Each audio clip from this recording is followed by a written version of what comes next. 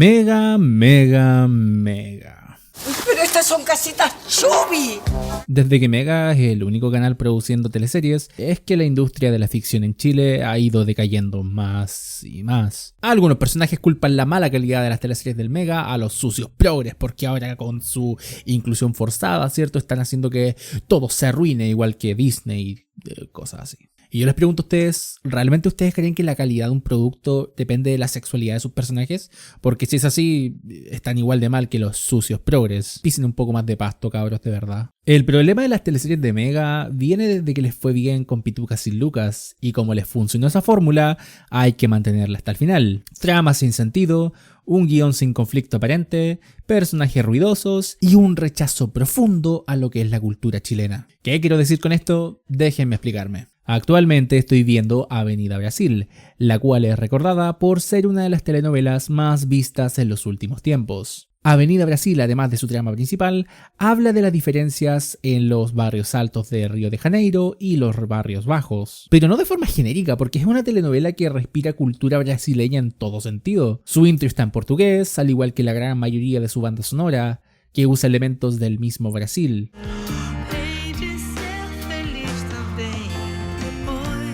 El Mega manda todo eso al carajo y no hay nada dentro de sus teleseries que nos recuerde al Chile que todos conocemos. Ni siquiera en su música. Nos dejan con Carlitos Vives o algún reggaetón genérico o algo del estilo.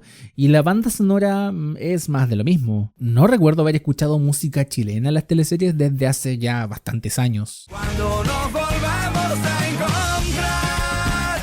Yo entiendo que es porque quieren que sus productos sean universales, que sean vendidos a un público extranjero también, pero yo no estoy de acuerdo que para ser universal haya que renegar de lo que es la cultura chilena. Si vemos las teleseries turcas, por ejemplo, ellos se nota que son teleseries turcas. Es que lo viven en cada una de sus tomas o en cada una de sus sonidos o no sé, la forma de interactuar de sus personajes. Y para qué hablar de los doramas coreanos, que es un restriegue de la cultura coreana en todos lados.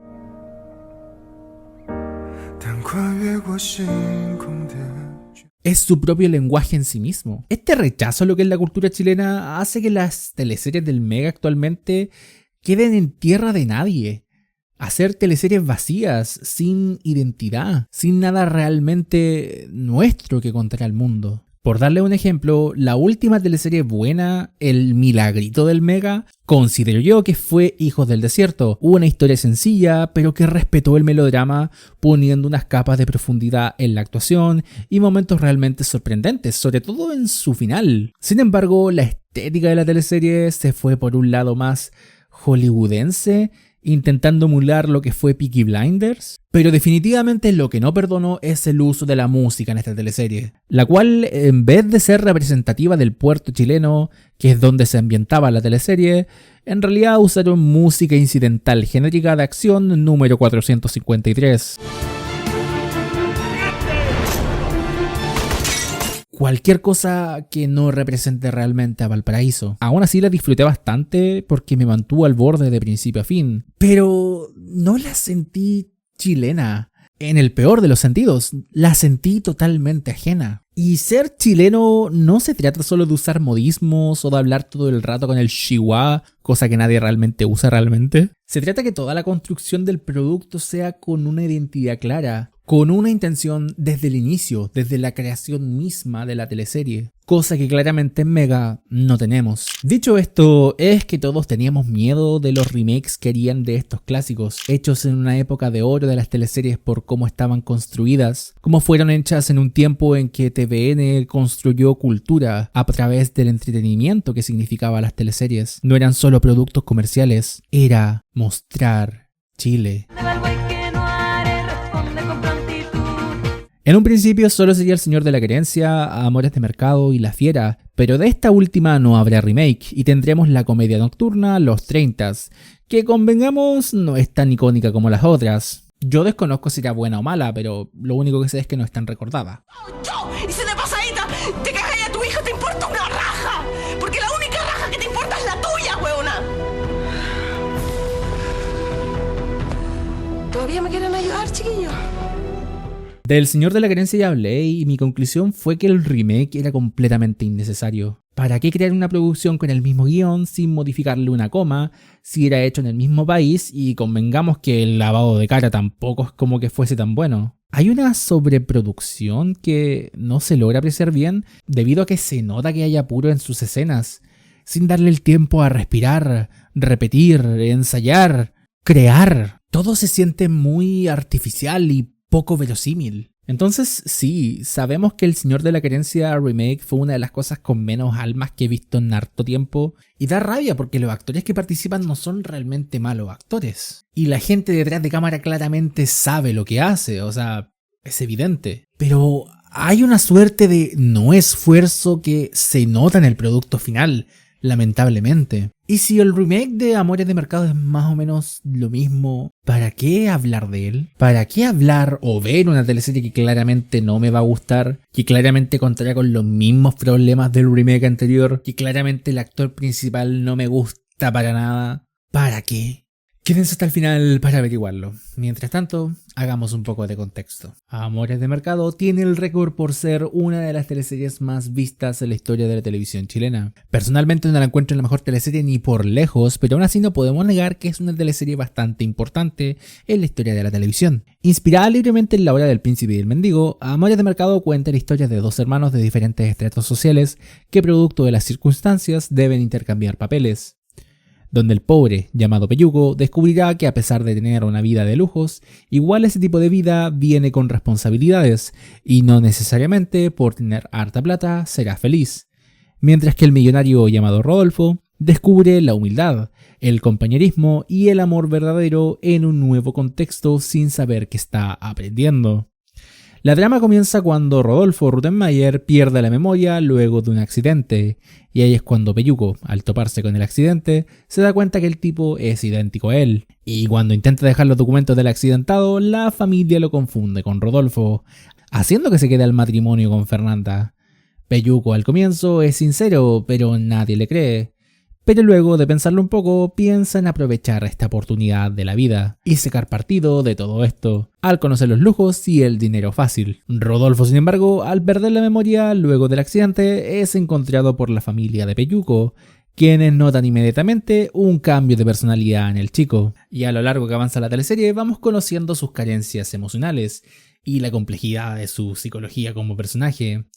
Al tener padres que le dieron todo, pero le faltó cariño y empatía. Un hombre lleno de traumas, víctima de las circunstancias, pero que lamentablemente se volvió ultra pesado y bueno, todas esas carencias como que quedan en segundo plano debido a su personalidad, porque miren menos a las demás personas. Sin embargo, a lo largo que avanza la teleserie, el tipo va cambiando, va evolucionando, va comportándose más como una persona empática. Es una historia sencilla y compleja al mismo tiempo, usando los elementos de la literatura y también del melodrama clásico, con cosas también intrínsecamente chilenas. Y para eso está el Mercado Central como escenario principal de esta historia. El Mercado Central en esta teleserie es un personaje más, un personaje que vive y vibra con música y gente gritando, gente vendiendo. Mi parte favorita, de hecho, de todo el mercado es la de Clinton y Mónica Peralta, ambos interpretados por el gran Edgardo Bruna y Malucha Pinto, haciendo un juego de coqueteo y rivalidad que es recordado por todos los televidentes. Algo que notamos en la actuación de estos dos personajes y de todos los personajes de la teleserie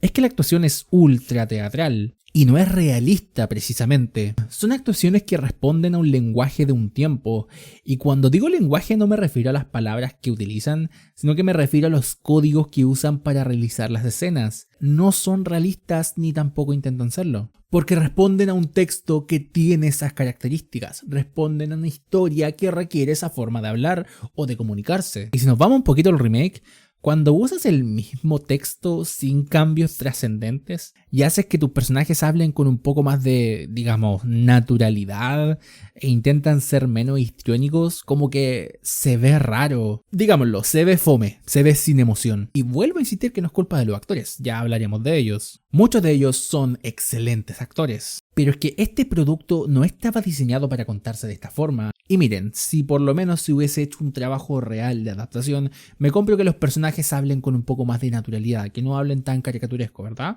Me lo compro. Pongo por ejemplo Sabrina la bruja adolescente, la cual originalmente fue una sitcom, que tiene su forma de escribirse y actuarse, pero luego fue adaptada como una serial de Netflix, con todo el cambio de lenguaje que eso significa. No tomaron los libretos de la sitcom para luego contarlos de la misma forma con un formato de serie, porque sabemos que eso no funciona, sabemos que el lenguaje de la sitcom no es el mismo de cualquier otra serie o película. Y hablando de las actuaciones, no podemos dejar de mencionar la elección del actor principal, Pedro Campos Di Girolamo. Y miren, precisamente un pésimo actor realmente no es. Y antes de que me maten en los comentarios, déjenme explicarme, por favor. Claramente no estamos ante un actor excelente. No es un actor capaz de mimetizarse en distintos personajes o generar emociones profundas, pero es un actor que cumple. Si le das un texto, te lo recita, y eso es cumplir. Pero cuando hablamos de un personaje principal, no solamente de un personaje principal, de dos personajes principales completamente opuestos, cumplir no es suficiente. Los personajes de Rudolphy eran inmediatamente reconocibles, no solamente en su forma de hablar, sino que también en su forma de moverse. Miren esta escena del último capítulo y sin decir ni una sola palabra, sabemos perfectamente quién es Peyuco y quién es Rodolfo. Claramente Pedro Campos no da el ancho para estos papeles. Y me imagino que es una excelente persona, un excelente ser humano, pero la verdad es la verdad. No es un actor para estos dos papeles. No le creo nada de su Peyuco y de su Rodolfo, y sobre todo de su Peyuco. Pero ¿saben quién me dio más rabia que el Pedro Campos? El Fernando Godoy. Perdón, el Nachito Larraín, porque es lo único que hace. Homero en la original era bastante icónico.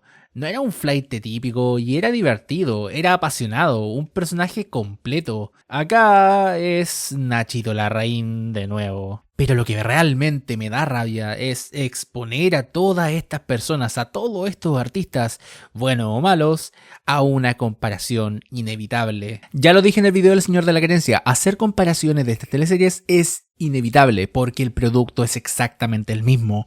No cambian ni una coma del guión. Bueno, quizás sí, estoy siendo injusto, quizás sí adaptan un par de cosas, pero el producto es exactamente el mismo. Es ver dos ediciones de lo mismo. No estamos viendo algo que deriva de, no estamos viendo una adaptación de.